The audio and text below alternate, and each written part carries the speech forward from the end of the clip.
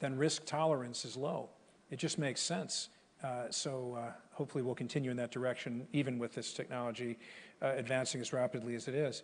To change the topic, in a world that we're all facing right now of honestly persistent misinformation, disinformation, deepfakes, how can government work with industry to solve this dangerous problem that not only impacts creativity, which is obviously what we're here to talk about, but it impacts public safety, it impacts national security. How do you think we can provide guardrails here? This is extremely important point. Misinformation, disinformation, deepfakes, they are attacking the foundation of our society.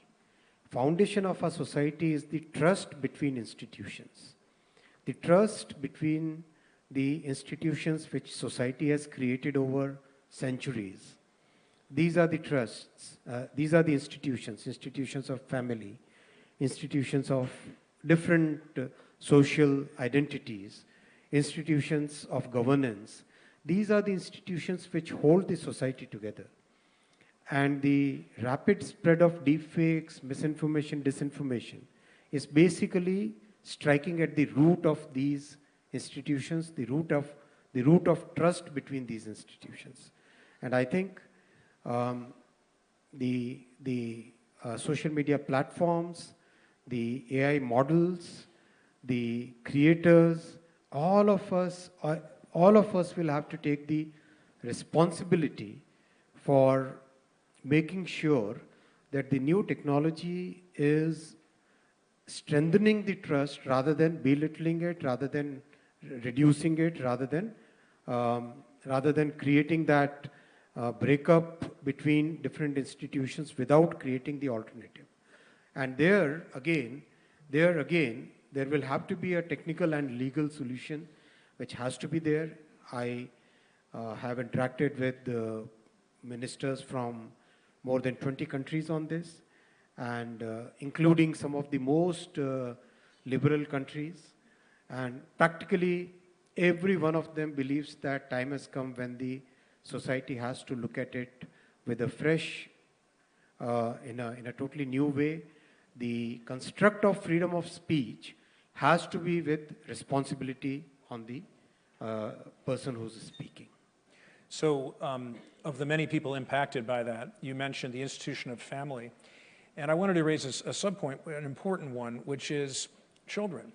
The consideration to ensure that children and other groups are protected from AI-generated content. I mean, children around the world a young girl could be, without a permission, placed in an adult movie. Individuals could all of a sudden find themselves starring in movies without getting paid for it and doing things they wouldn't necessarily do in normal life.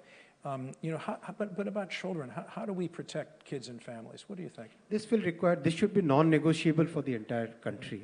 Yeah. This should be non-negotiable for the entire human society.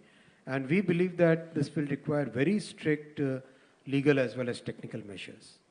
Yeah, I agree, and that's wonderful, and I can agree completely. I just want to say in America, we are behind this piece of legislation called No Fakes, which is trying to address this issue while preserving our right to tell stories, but at the same time making sure those guardrails are in place. And all of our product has parental controls.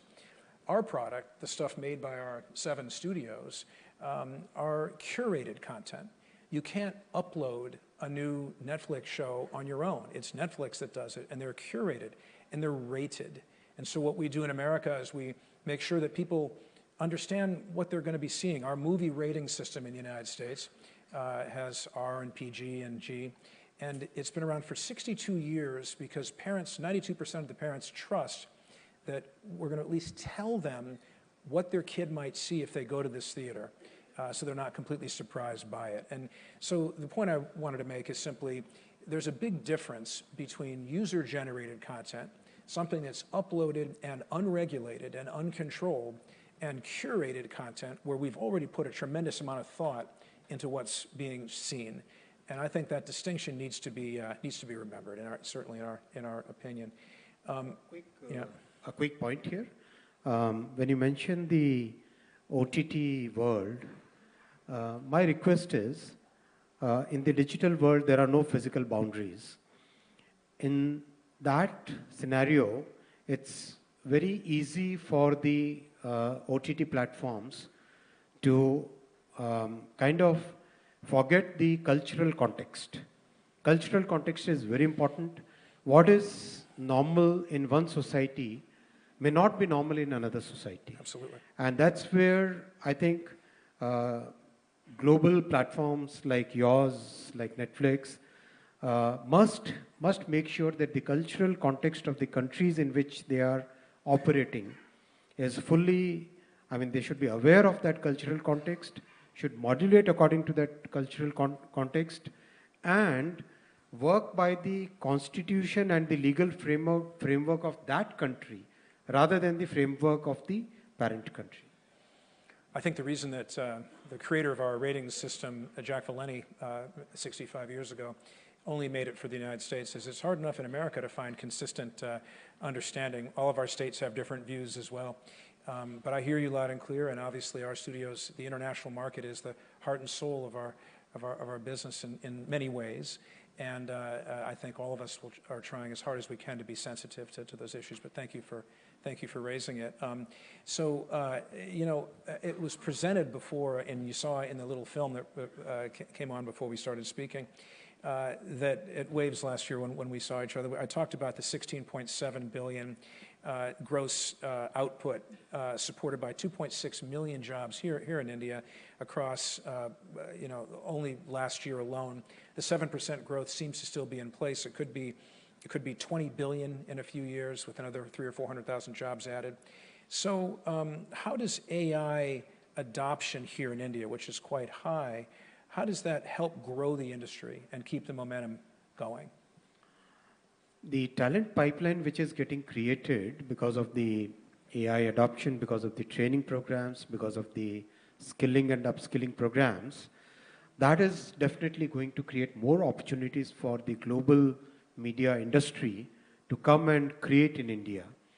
Apart from the natural growth which is happening, from the government side, we are promoting this through, very soon we'll be launching a Create in India mission.